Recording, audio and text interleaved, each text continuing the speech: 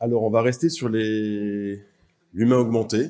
En tout cas, quels sont les outils qui peuvent aider à faire plus avec parfois, enfin avec autant. Et alors moi, je vais vous parler du projet qu'on mène là depuis. Ça fait quoi? Ça fait 1 an et demi sur le développement. Je vais vous raconter une histoire en fait. Je vais vous raconter l'histoire de comment on en est arrivé à développer une application qui sert à faire beaucoup plus avec autant. Euh, les partenariats, vous les connaissez. La CUM33, vous entendez parler depuis au moins 2 jours et demi. Le de rattachement, le centre hospitalier Charles Perrin, le CHU de Bordeaux. Là, le grand partenaire qui est pas dessus, mais j'avais pas de logo transparent, c'est l'ARS Nouvelle-Aquitaine qui porte énormément ce projet-là, mais je vais vous raconter maintenant l'histoire qui suit. Un tout petit focus sur un retour en arrière. Ah, faut pas que je bouge, je me dis, il faut que je reste dans le cadre, donc il faut que je reste dans le cadre, ce qui est pas si évident. Un petit retour en arrière, focus sur l'année 2020 et l'épidémie de Covid, parce que vous allez voir, il y a un rapport, même si au final, il n'y aura plus de rapport. Fin d'année, les premiers cas à Wuhan, donc en Chine, et puis finalement, en France, en métropole, l'arrivée des premiers cas, on a eu un des premiers cas métropolitains au CHU de Bordeaux, donc on est en janvier 2020. Premier patient d'ailleurs pour lequel le CHU de Bordeaux, le service d'infectio, avait fait venir, m'avait fait venir pour voir ce patient à travers les SAS, parce que finalement c'était un des premiers patients, il était isolé, il y avait cette grande incertitude sur le niveau de dangerosité de cette maladie émergente, et donc j'allais voir ce monsieur qui était donc en isolement, on faisait des entretiens à travers la porte, etc., etc. Donc c'était déjà une forme de confiance aussi avec les collègues qui font de l'infectio pour appeler le psychiatre de la CUM finalement et pour aller voilà, sur une situation un peu spécifique d'émergente catastrophe. In fine, les premiers cas sont confirmés très rapidement, on est fin janvier. Et puis, la pandémie, enfin en tout cas l'épidémie est déclarée. Et puis finalement, alors dans les missions des CUM, on n'avait pas jusque-là de mission en lien avec tout phénomène épidémique. On est en mars 2020 et puis là, la Direction générale de la santé, en lien avec la référence nationale des CUMP, sort une directive pour demander aux CUMP de s'occuper spécifiquement du soutien à la population, soutien à la population et l'appui aux professionnels de première et seconde ligne, des services de première et seconde ligne Covid, urgence, post-urgence, et aussi les établissements sociaux et médico-sociaux, en particulier les EHPAD où il y avait des grappes effectivement de cas et de décès, et donc que les CUM puissent apporter leur expertise qui s'est développée maintenant depuis 95, 97, 2015 et suivantes en termes d'accompagnement en situation de crise. Ok, donc là on rentre sur une nouvelle typologie, on n'est pas sur un événement circonscrit dans le temps, on est sur du père critique, on est sur du régional très très étendu. Alors il faut savoir quand même que l'épidémie a glissé en gros, du nord-est vers le sud-ouest. Et finalement, la vague Covid a quand même pas été d'une intensité complètement folle dans le sud-ouest, à la différence du nord, de l'est, mais aussi de nos amis des Antilles ou de la Polynésie. Donc, quelle mission? Qu'est-ce qu'on fait? On met en place des postes d'urgence médico-psychologiques sur le modèle téléphonique, sur le modèle de ce qui s'était fait à Paris en 2015 et suivantes, dans chaque région et dans chaque département, à destination de la population générale, à destination des professionnels de santé, et des missions spécifiques pour aller dans les services donc exposés au Covid, en établissements sociaux, médico-sociaux type EHPAD ou sanitaires, en fonction du niveau d'invasion. Donc, on organise un petit peu tout ça. On coordonne au niveau de Bordeaux l'ensemble de la zone sud-ouest. À l'époque, on est... non, il me manquait une carte quelque part. Elle a disparu. Si, et maintenant, donc qu'est-ce qu'on fait? Alors à l'époque, attention, là, on est 5 de la CUMP zonale. À l'époque, on est 1,5. Et en même temps, moi, je m'occupe des urgences psychiatriques de Bordeaux, ce qui n'est pas un petit sujet. Donc finalement, c'est tout petit. C'est très, très, très petit. Donc, et alors, dans les départements, alors vous avez Poitiers, vous avez à peu près 1,5 équivalent temps plein aussi, Limoges pareil, et puis le reste, le psychiatre référent est volontaire, il n'y a pas de temps dédié. Donc autant vous dire qu'il n'y a quand même pas beaucoup de moyens. Donc à l'époque, on fait une cartographie, on a la chance d'avoir une région-zone assez dynamique, très dynamique, avec beaucoup de liens entre les départements, donc on peut coordonner ça avec quand même pas mal de fluidité. Donc on se dit, bon, on organise quoi? Donc les 3 CUM permanentes, les 10 départementales, et on se dit, bon, comment on arrive à coordonner tout ça? Alors se coordonner pour donner des infos, se déclencher, etc., pas de problème. Comment on fait sur la durée pour savoir ce qu'on fait? Parce qu'à un moment donné, on est dans un format épidémique, donc il faut pouvoir monitorer comme en réa, dans les collègues réa, en direct, ou en tout cas dans un direct santé mentale, donc au quotidien, ce qui se passe dans les régions, dans les départements, en termes d'activité. Il n'y a pas de secrétariat, il n'y a pas de temps dédié, le reporting prend un temps incroyable et absolument pas compatible avec le fait qu'il n'y ait pas de ressources humaines. Donc on se dit, ok, alors on n'est qu'une collègue, on a un collègue qui reste sur l'opérationnel, et puis nous on réfléchit, on se dit, comment on peut faire, pardon, comment on peut faire pour arriver à donner un outil aux CUM qui n'ont rien, pour savoir ce qu'ils font, parce qu'ils font des choses, ils mettent des choses en place avec des volontaires qui tournent, et pour pouvoir monitorer comme ça la grande vague qui va arriver, qui n'est pas vraiment arrivée. Donc là on se dit, alors on réfléchit, puis on était un peu branché tableau Excel, Drive, paramétrage, monitoring. Enfin, on était avec une collègue qui programme, donc Sandra Beaubain, qui est infirmière et qui est maintenant prof. Et donc, je trouve ça intéressant qu'on puisse réfléchir là-dessus. Donc, on trouve une solution, on réfléchit. La vague n'arrive pas, on monte la digue, on coordonne, on trouve les référents et on met en place un système. La grande vague n'arrive pas, donc il y a un moment de creux. Et ben, voilà, un espace vide, il faut le remplir. On réfléchit et on trouve quelque chose. Alors, ça va être absolument illisible, mais ça vous donne un peu l'esprit de la chose. On fait des tableaux. Alors, on fait des tableaux mis à disposition des CUM départementales. Vous avez un niveau, or c'est rien, hein, c'est un tableau, c'est un tableur Google Drive, sans publicité. Vous avez le référent, vous avez les paramètres dont on a besoin. Nombre de consultations, nombre d'appels, nombre d'interventions sur les EHPAD, nombre d'interventions sur les établissements sanitaires, etc., etc. Tout ce dont on a besoin pour pouvoir après savoir ce qui se passe. Donc, vous avez une vingtaine de critères, le nombre de RH qui sont déployés, le nombre de personnels qui sont déployés, ok. Et après, en abscisse, vous avez juste les journées. Alors, l'intérêt de ça, c'est quoi? L'intérêt de ça, c'est que finalement, il n'y a plus besoin de faire de reporting. Il suffit juste de remplir, quand on est niveau départemental, l'activité de la journée dans le tableau. Et automatiquement, crac, ça remonte au niveau régional. Donc, chaque département a un tableau. La région a un tableau, des tableaux synchronisés, et ce qui fait que ça permettait d'avoir en direct, illisible pareil, hein, de là où vous êtes, et ça, c'est pas digeste. Ça permettait en direct de ne plus avoir de reporting téléphonique, mail, etc., qui prennent un temps dingue. Il suffit de rentrer son activité de la journée, ses critères, c'est rassemblé au niveau régional, et on peut en faire un digeste. Ce ne sont pas très digestes, mais salés. C'est-à-dire que vous aviez tous les lundis matins envoyé à la région, envoyé au national, l'activité. Alors l'activité, vous avez le nombre d'appels sur les plateformes, les civils, les professionnels, le nombre d'interventions, le nombre d'agents moyennés sur la séquence de la semaine, etc. Et chaque bloc que vous voyez, alors j'ai pas de pointeur là-dessus. Chaque bloc que vous voyez, ça c'est un département. Donc vous avez chaque département, donc on en a 13. On a 13 CUM, 12 départements, plus les 2 CRP. Donc ça, assez... Alors, donc, je me fais convoquer, on me dit, mais comment vous pouvez avoir les chiffres? On est quand même en psychiatrie, il n'y a pas les moyens, il n'y a pas les dates. Enfin, comment vous faites pour? Ben voilà, on a mis en place des tableurs, tout synchronisé.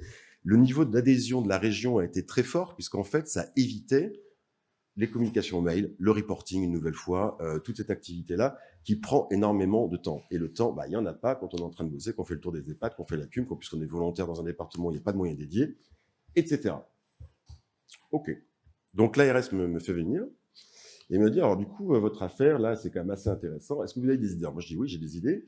À l'époque, je traînais quand même pas mal à l'École nationale supérieure de cognitique, où on avait une association de réflexion sur les nouvelles technologies, donc plutôt avec des ingénieurs, et à se dire, voilà, il y a quand même beaucoup de choses que la technologie peut amener en termes d'automatisation. C'est-à-dire qu'il y a plein de choses qu'on fait de manière répétitive, et que finalement, la technologie peut, le numérique, on va dire ça de manière très généraliste, peut venir suppléer. Et dans cet esprit-là, je leur dis, voilà, nous, au niveau des CUM, il n'y a quand même pas beaucoup de moyens, il y a beaucoup de volonté, il y a beaucoup d'idées, mais on manque un peu d'effet de levier. Et je leur dis, voilà, moi, je pense qu'il pourrait y avoir, je ne sais pas si on est bon ou pas, il pourrait y avoir un système qui permet, par exemple, à un référent départemental dans un département où il y a des volontaires, il y a 0 temps dédié, il y a un territoire qui est étendu, je pense aux Landes, on va rester dans le sud-ouest, hein, je pense à plusieurs départements. Et en même temps, c'est quoi? On a des listes, on a des volontaires, on a une cartographie, il faut appeler tout le monde, il faut faire du WhatsApp, il faut distribuer des missions, etc. Ça prend un temps dingue. Et souvent, on fait ça en plus du poste sur lequel on est. Et tout ça, on pourrait l'automatiser, en simple, en clair. Alors, l'automatiser comment? Donc là, ça va être très cube, évidemment. On va y arriver. Bon, on processe tout ça. Je me dis, bon, À l'époque, j'utilise pas mal les systèmes de carte mentale. Donc, tout ça à plat, et c'est-à-dire faire un peu d'ergonomie système sur l'organisation et le fonctionnement que ça pourrait être. OK. Alors, on va rester dans le lisible. Je ne sais pas si vous voyez grand-chose. Ça, c'est une carte mentale du fonctionnement que pourrait... c'est l'ergonomie, en fait, système de différentes choses qu'on utilise quand on fait un déclenchement de cube et des fonctionnements des cubes. Alors, vous y voyez rien, c'est tout à fait normal. Mais vous avez les systèmes de déclenchement, vous avez les annuaires, le reporting, les actes, etc., etc., etc. Tout intégré sur une carte où il y a des tiroirs qu'on peut ouvrir à l'infini. Donc, je suis allé avec ça dans une boîte de développement de logiciels, en disant, donc ça fait un grand écran de 2 mètres.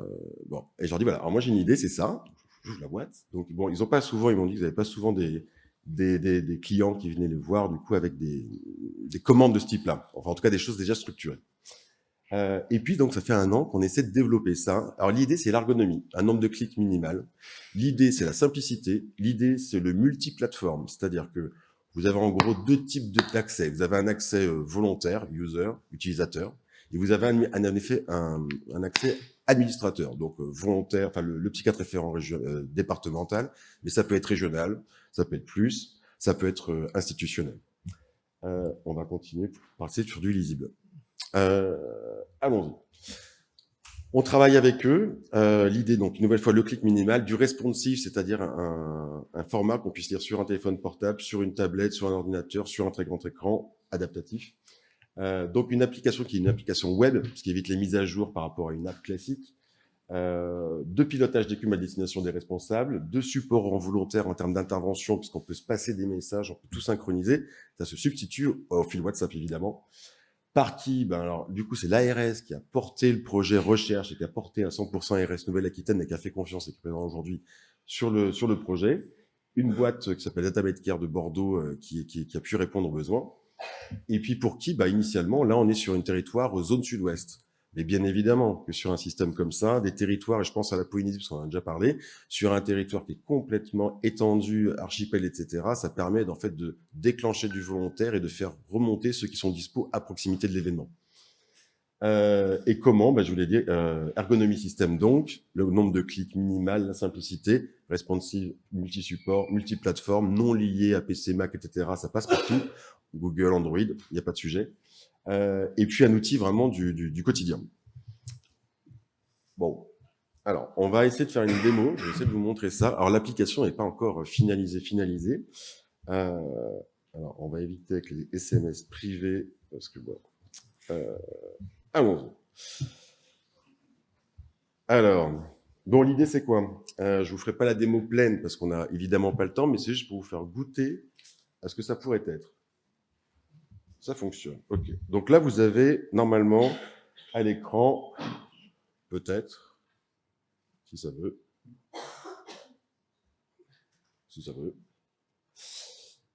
Je leur ai complexifié la vie, hein, j'en profite pour dire merci depuis le départ, ils sont quand même très forts. Et là, je leur ai créé une complexité parce qu'on a fait du mirroring avec mon ordi, etc., pour que ce soit opérationnel. Donc, vous avez mon écran. OK, on va lancer l'application.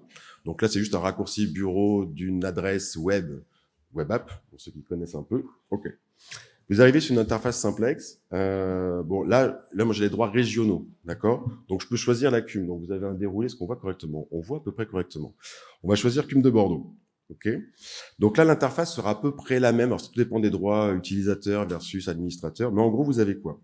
Vous avez une interface en one page, comme ça, adaptative, où vous avez éventuellement des événements en cours. Bon, on a fait du testing. Donc là, vous avez AVP Gambetta. Vous avez un bandeau en haut pour vous dire qu'il y a un événement qui est en cours. Vous pouvez créer un événement en direct sur un clic. Vous avez tous les événements en cours. Donc là, je vais peut-être reprendre tous les événements en cours. Vous avez l'annuaire des CUM. On a tous les annuaires des CUM qu'on transmet une fois par an au niveau du national. Si vous avez besoin, vous cliquez dessus. Vous avez votre déroulé. Les mises à jour pourront être intégrées, évidemment.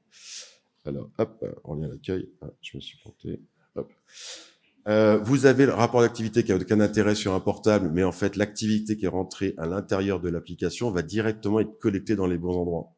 Je dis ça à tous ceux qui font du pyramide et pour qui c'est l'enfer. Directement, tout ce qui est là-dedans va pouvoir être trié comme une boîte d'auto-tri d'informations. Vous pouvez rentrer des actes, je vous le montre après. L'inscription, c'est tout ce qui permet en fait de vous inscrire. Mais initialement, faire ça sur un format bureau. et puis la liste de vos agents, la liste des volontaires, classés par profession, etc., etc. OK. Si on rentre un petit peu dedans, il y a un événement qui se passe, le SAMU appelle. OK. Au lieu de prendre les données sur papier, puis recollecter passer des coups de fil ou envoyer sur WhatsApp, deuxième tri, etc. Non, pas du tout. Là, vous pouvez directement dedans, donc j'ai juste appuyé sur créer un événement. Là, vous créez votre événement. OK. Donc là, vous dites AVP Amphi. Ah non, AVP mairie. OK. OK. AVP mairie, on a utilisé les critères. Alors, tous les critères sont une nomenclature nationale. Et on a pensé à que ce soit digeste pour pouvoir exploiter les données après, tant soit sur un plan scientifique, soit sur un plan administratif, pyramide et données d'information. Donc là, le sujet, c'est est-ce que c'est du SSE ou est-ce que c'est pas du SSE? On va se le marquer en SSE. Type d'événement, vous avez ça permet de faire un petit peu de science quand même derrière. Et ça, c'est important, je pense aussi par rapport à ce qu'on disait sur l'intérêt de traiter l'information de ce qu'on fait en CUM pour pouvoir faire un peu de recherche, avoir de la data, valoriser ce qui est fait et progresser et evidence-based medicine. OK, accident. Alors, attendez, on est sur du SSE, accident. Voie publique, très bien. Quand vous avez le SAMU au téléphone, et vous le savez mieux que moi, vous avez le bilan SAMU. Le bilan SAMU, c'est un décès, c'est 2 UA, c'est 3 UR et c'est 10 impliqués.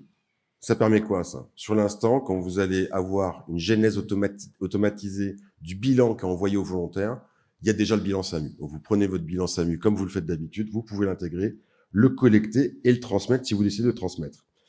Date et lieu de l'événement, c'est maintenant, donc on touche pas. Le numéro de dossier, vous savez, on prend le numéro de dossier au niveau du SAMU, on en a besoin après quand on revient, on les rappelle, on abonde le dossier. OK. La description détaillée, on va dire alors, attendez, hop là. Enfant voiture, on va appeler ça comme ça, et scolaire. OK. Très bien. Début de l'intervention, bon, par convention, on va le laisser comme ça. Lieu de l'événement, vous pouvez rentrer une adresse. Vous êtes assisté par Google Maps. Ah, c'est coincé. Mais ça va revenir. N'est-ce pas? Parce que là, c'est pas coincé. Petite pression là-bas, mais on va continuer. Vous avez le lieu de l'événement. Vous avez le lieu de l'événement, vous rentrez le lieu de l'événement. Donc, on va dire 3 rue. Voilà, hop là. Vous êtes assisté, bon, on va mettre une adresse fictive, ça ira plus vite. Vous êtes assisté avec Google Maps sur l'adresse, très bien. Latitude, longitude, si vous êtes au milieu de la Pampa, qu'il n'y a pas de rue, que ça arrive assez régulièrement dans pas mal de départements. Je vois le collègue des Landes qui fait oui, vous rentrez vos points GPS, il n'y a évidemment pas de problème. Date et lieu du rassemblement, ça c'est le point de rassemblement de l'équipe. Donc le point de rassemblement de l'équipe, là, par exemple, on va rester là-dessus.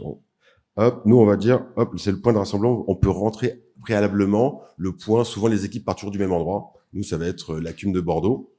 Mais bien évidemment que si vous êtes à Bordeaux, mais que ça se passe dans le sud Gironde et vous déclenchez vos volontaires, vous allez leur dire, voilà, on va récupérer les volontaires qui sont à proximité de l'événement. Donc le point de rassemblement, ça sera à proximité de l'événement ou le CMP du coin ou un hôpital du coin. Vous rentrez ça, donc ça a pris, alors ça prend moins de temps puisqu'on parle pas en général, on n'explique pas en même temps. Vous créez votre événement et là du coup c'est parti. C'est-à-dire, il faut rafraîchir, ça c'est convention de fonctionnement. Je suis navré, hop. Alors attendez, hop là. J'arrive. Ouais, c'est la version de démo, on est obligé de rafraîchir, je suis absolument, enfin, vous savez ce que c'est. Voilà. AVP mairie, votre événement est en haut du bandeau, d'accord? Et là, vous avez les caractéristiques de votre événement. OK, l'intervention, le lieu, les datas, ce que vous envoyez par texto ou par WhatsApp ou je ne sais quoi. Et là, à la manière de la CUMP, et ben, du coup, vous avez les mêmes process qui sont référencés, les systèmes alertés. Donc, dans les textes réglementaires alertés, on envoie une information sans préjuger de la réponse. Donc là, ça va envoyer un texto, pour le coup, à l'ensemble des volontaires pour leur dire, il y a un événement qui se passe, on verra. Mobiliser, il y a un événement qui se passe, on va déclencher une intervention, préparez-vous. Et à ce moment-là, ça envoie, ils viennent se connecter finalement à l'application, ceux qui sont disponibles. Alors, vous pouvez alerter tout le monde, vous pouvez alerter le cercle restreint, vous pouvez alerter que les psychologues, etc.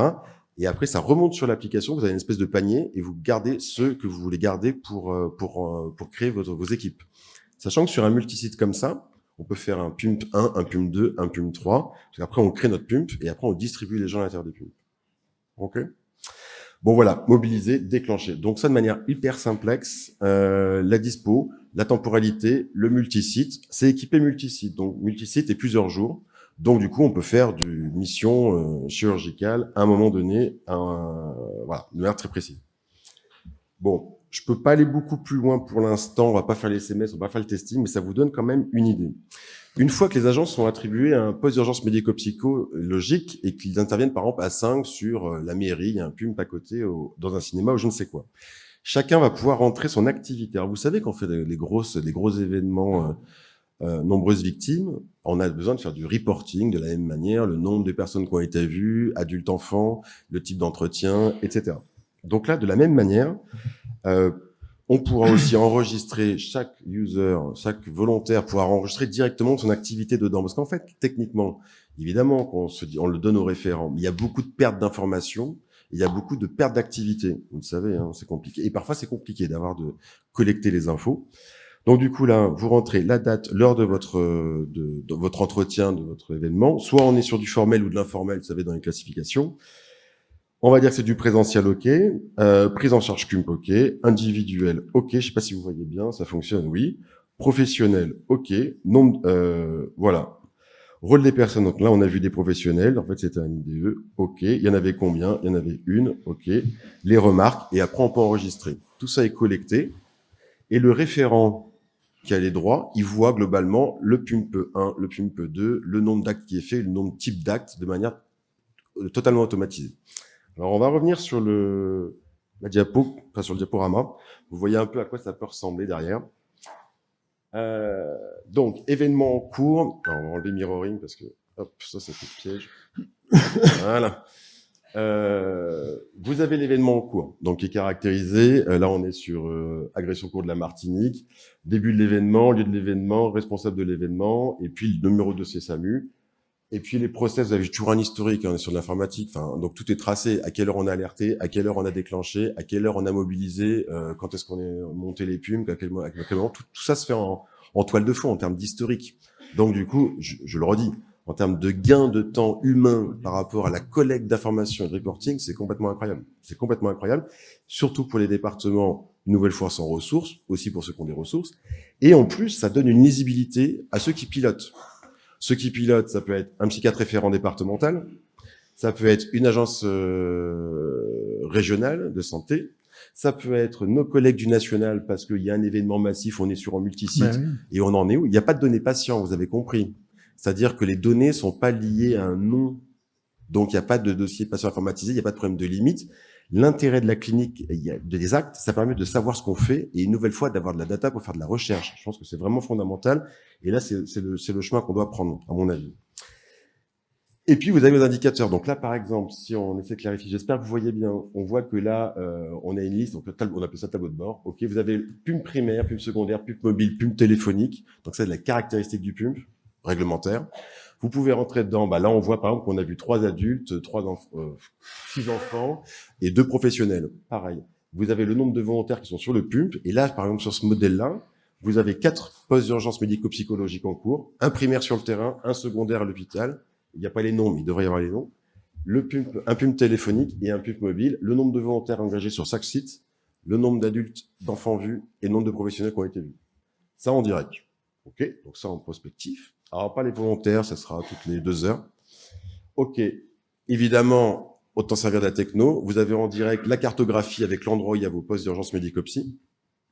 Pratique. Quand vous cliquez dessus, vous avez les caractéristiques de votre poste d'urgence médico-psy. Je suis encore dedans. Ouais.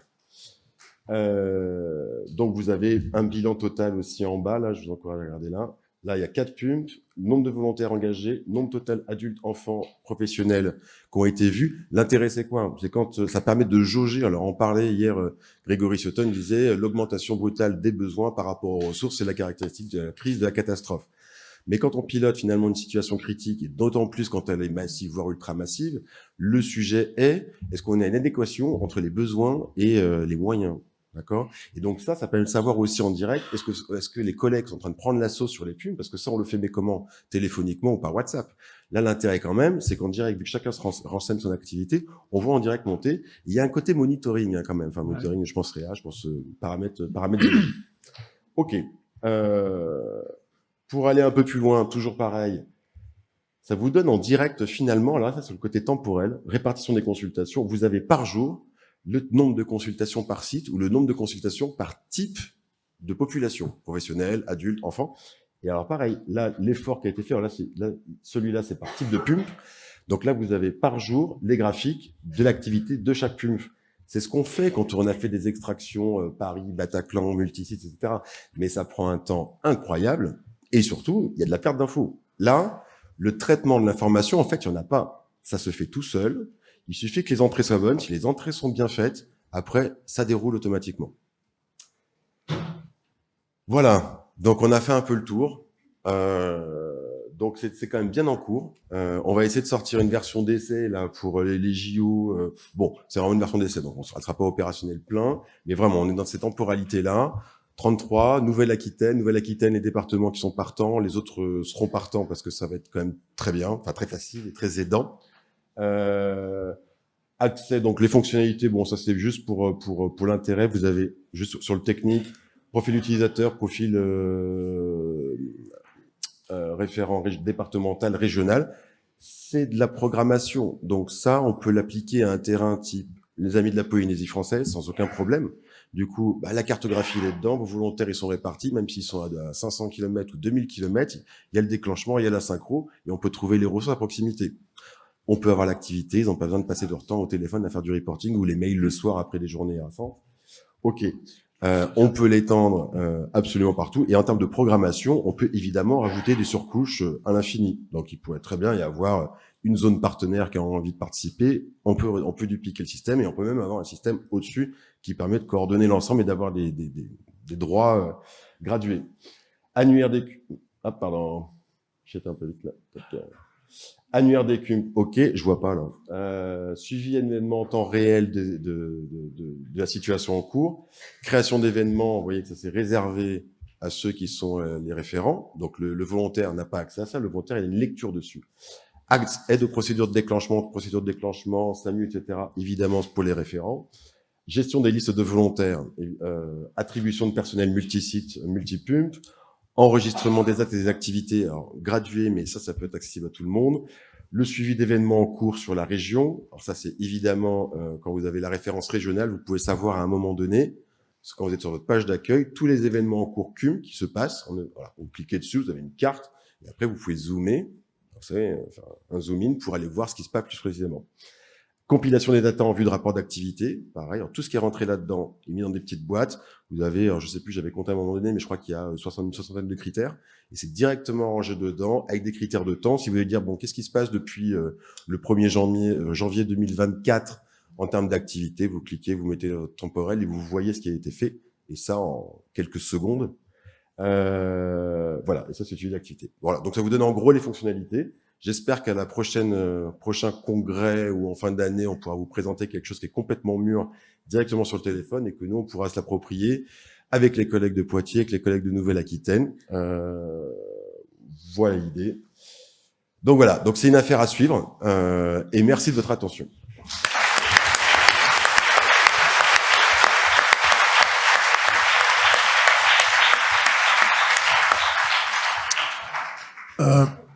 Merci beaucoup. On aura une question donc en fond de la salle, s'il vous plaît. J'ai l'impression qu'on a eu un sympo plutôt innovation organisationnelle à travers la rétrospective, innovation dans l'entretien avec la psycholinguistique. Et là, une sacrée innovation et pratique finalement pour simplifier la vie de nos responsables de CUMP. La question ? Oui, je une voulais seule savoir, question. est-ce qu'on peut imaginer qu'on puisse coupler cette application avec SI SAMU et avec Civic éventuellement pour avoir la possibilité d'avoir une traçabilité plus rapide et une remontée plus rapide au niveau du DOS sur les prises en charge, ainsi de suite? Alors la réponse, elle est rapide, ça sera non. Non, pourquoi? Parce qu'en fait, par rapport à Civic, on est sur de l'inter-service d'information de suivi des victimes. On est sur de l'interservice justice, santé, intérieur. Là, on a des datas nominatives.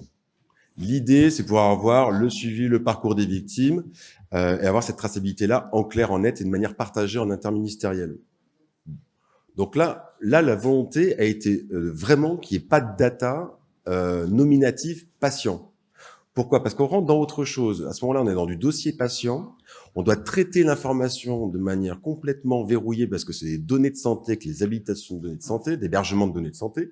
Et on rentrait dans quelque chose qui avait plus du tout ça, c'est un outil logistique, déclenchement, gestion, monitoring des événements, des ressources, des moyens, etc. Et en même temps, il y a une collecte d'activités, mais qui est pour le coup volontairement anonymisée, parce que l'idée, c'est d'en faire un outil de santé publique. Nouvelle-Aquitaine, c'est 6,7 millions d'habitants.